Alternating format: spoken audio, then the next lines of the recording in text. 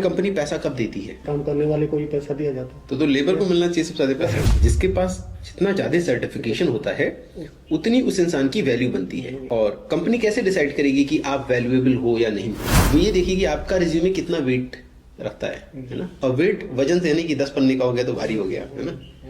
कितना सर्टिफिकेशन है उसमें, और सर्टिफिकेशन इंटरनेशनल सर्टिफिकेशन।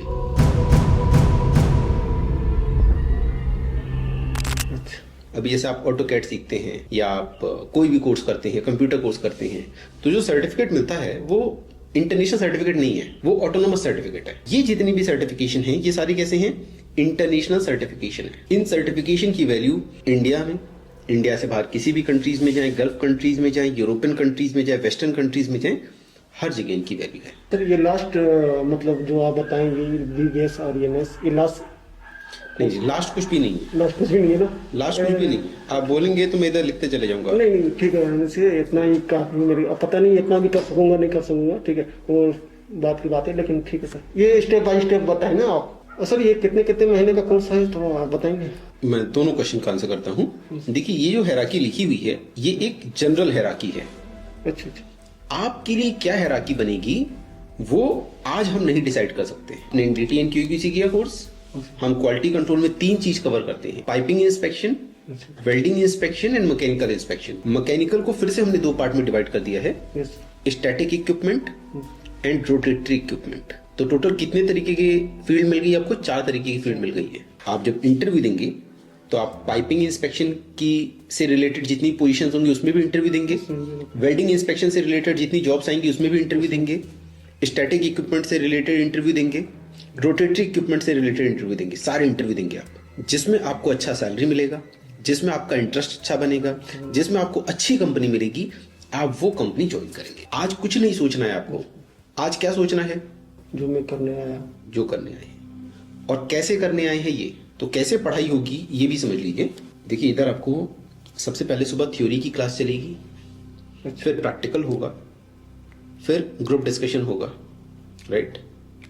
सुबह 10 बजे से लेके शाम 6 बजे तक आप यहीं पे रहेंगे, और उसके बाद हॉस्टल भी इसी बिल्डिंग में है और इसी बिल्डिंग में ही आप स्टे करेंगे। रात में भी आप फिर पढ़ाई करेंगे, क्योंकि मैं निकलता हूँ, देखता हूँ रात में 9 बजे, 10 बजे, 11, 12 बजे तक लोग पढ़ते रहते हैं। ठीक, तो जब पूरा ही एनवायरनमेंट वही होता है पूरी बिल्डिंग का, तो मतलब आपको भी लगता, कोई ऐसा है ना जो पढ़ने में नहीं मन कर रहा है, जब पिक्चर देख लेता हूँ, गाने सुन लेता हूँ, वो देखे सब लोग पढ़ रहे हैं, मैं गाने कैसे सुनूं, मैं भी पढ़ूंगा बैठ के। तो एक वो पूरा एक इकोसिस्टम ऐसा मेंटेन्ड है कि हर स्टूडेंट पढ़ेगा। नीचे बेसमेंट में सारे बच्चे रात में 9 बजे 10 बजे तक बैठ के पढ़ते रहते हैं। तो ये आपका मेंटेन होगा। पढ़ना कैसे है? थ्योरी पास करेंगे एग्जाम, वो हर कोई कर लेता है। प्रैक्टिकल तब तक अनलिमिटेड टाइम करते हैं जब तक आप परफेक्ट नहीं बनते हैं। और परफेक्ट हम किसको कहते हैं? मतलब आपको डिफेक्ट आइडेंटिफाई करना आना चाहिए, डिफेक्ट का लोकेशन आइडेंटिफाई करना आना चाहिए, डिफेक्ट का साइज आइडेंटिफाई करना आना चाहिए। कितने तरीके के वर्क पीस होते हैं इंडस्ट्री में? या तो आपको मिलेगा राउंड पाइप, राउंड पाइप होता है, तो राउंड पाइप भी है टेस्ट पीस में। फिर आपको क्या मिलेगा? प्लेट मिलेगा, प्लेट में बट वेल्ड रहेगी, बट वेल्ड की भी टेस्ट पीसेस हैं। फिर क्या मिलेगा आपको? टी जॉइंट भी है। फिर सबसे डिफिकल्ट और सबसे इंपॉर्टेंट क्या है? टी के वाई जॉइंट।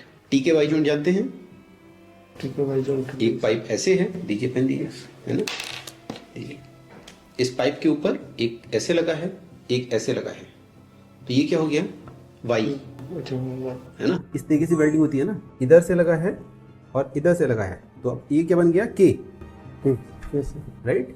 तो टी के वाई जॉइंट, हर तरीके के जॉइंट का आपको इंस्पेक्शन करना आप अच्छे से सीख जाएंगे। जितने भी तरीके के टेस्ट पीस हो सकते हैं, जितने भी टाइप ऑफ टेस्ट पीसेस, सारे टेस्ट पीस अवेलेबल हैं। तो क्या है, इंडस्ट्री में जब आप जाते हैं इंस्पेक्शन करने के लिए, तो वहाँ जितनी भी तरीके की सिनेरियोज आ सकते हैं, वो सारे सिनेरियोज की प्रैक्टिस आप यहीं पे करके जाते हैं। अब साइट पे जैसे आपको एएनडीटी के बारे में जो भी जानकारी मिली, वो जानकारी कैसे मिली मैं वो बताता हूँ। जब यहाँ का कोई भी स्टूडेंट इंटरव्यू देने जाता है, तब इंटरव्यूअर ये ऑब्जर्व करता है कि इसको तो वो सब आता है जो कि एक काम करने वाले बंदे को आता है। यहाँ की कोई फ्रेशर बच्चा भी यहाँ से जब जाता है इंटरव्यू देने, तो उन सारे क्वेश्चन का आंसर कर पाता है जो कि एक एक्सपीरियंस पर्सन आंसर करता है। हमारा कैंडिडेट जब साइट पे पहुंचेगा तो उसे अलग से ट्रेनिंग लेने की जरूरत नहीं, कंपनी वाला उसको सीधे उठा के साइट पे भेज सकता है इंडिपेंडेंट लेवल पे, और वो बंदा जाके वहाँ पे काम कर पाता है। तीसरी चीज और मोस्ट इंपॉर्टेंट चीज, क्लाइंट हैंडल करना। तो क्लाइंट हैंडल करना मीन्स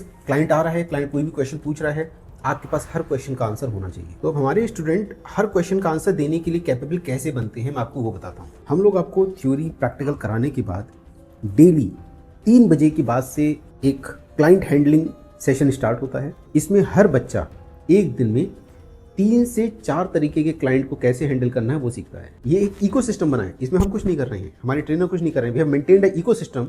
वो इकोसिस्टम स्टूडेंट लोग आपस में मेंटेन करते हैं, हम कुछ नहीं कर रहे हैं, we are doing nothing. ANDT have created a ecosystem, जिससे अगर बच्चे फॉलो करते हैं तो वो एक दूसरे से इंटरेक्ट करेंगे। जैसे आप आए हैं तो आप क्लाइंट बन जाएंगे, एक स्टूडेंट क्या रहेगा, वो है कस्टमर, वो क्वेश्चन पूछेगा, क्लाइंट क्वेश्चन पूछेगा, कस्टमर आंसर करेगा।